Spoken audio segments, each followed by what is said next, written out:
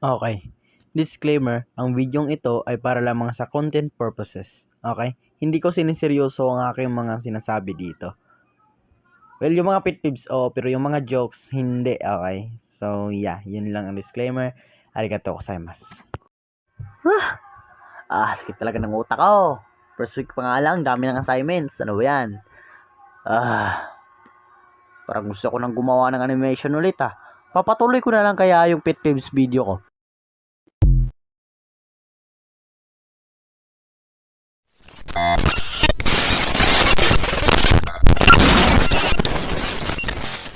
Yo, mga hinayupak de lecheng kabayo. Hindi na sana makikita nyo naman tong mukhang to, no? Ano daw? Okay, so dahil nga 1 month na yung pet peeves video ko at wala pa ring part 2, hindi gagawa ko ng part 2. About sa school naman. Okay?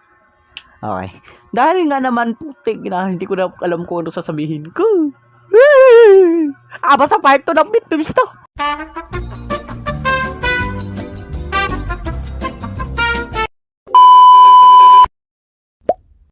As the art kid, sa room namin, top pit peeve ko talaga to, okay? Imagine mo nga, nag-drawing ka lang dyan sa gilid-gilid, tapos merong papasok sa'yo na classmate, tapos sabihin sa'yo na, padrawing ako niyan, padrawing nito, padrawing ako ng mukha ko, na parang kambing, baka, dinosaur, giraffe, dragon. Example, ganito.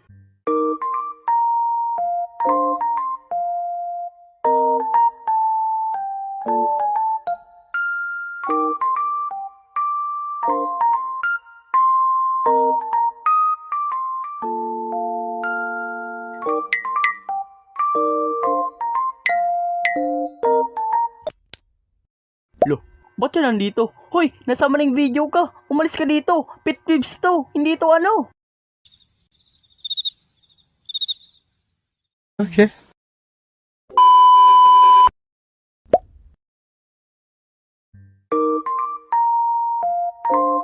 Okay, sa wakas, malapit na din ako matapos sa drawing ko.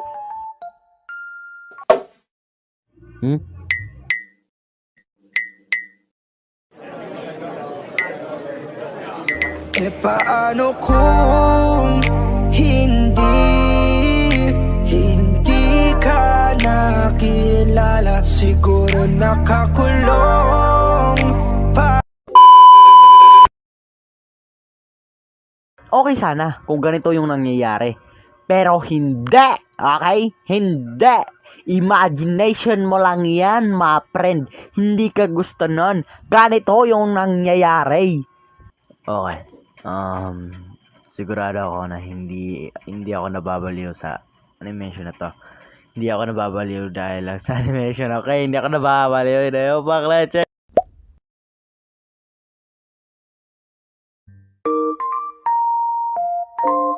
Okay, sa wakas, malapit na din ako matapos sa drawing ko.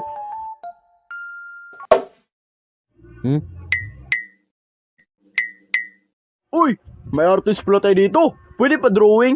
Ang realidad kasi, yung mataba mo na classmate ang nagpapadrawing. Sa imagination mo, maganda. Pero hindi, okay? Hindi, yung mataba mo na classmate. Okay, no offense sa mga mataba dyan. Ayos din kayo kasi ako, payatot ako sa personal. Okay, continue tayo. At this point, sa tingin natin, simple lang yung papadrawing niya. Pero hindi, okay? Hindi. Sige, ano yun? Si Goku na nakasubira sa'yo 69,696 form. Abay, leching, like, Dre, meron bang ganon? Like, mas komplikado pa tayo sa x squared plus y squared plus 69 million from Pluto. Like, what the heck, man? Ano yun? 69,696 form?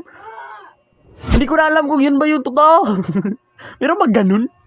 Okay, so, dito na nagtatapos ang video natin at alam ko, dismaya na naman kayo kasi tagal ako hindi nag-upload at saka boring yung kwento natin ngayon.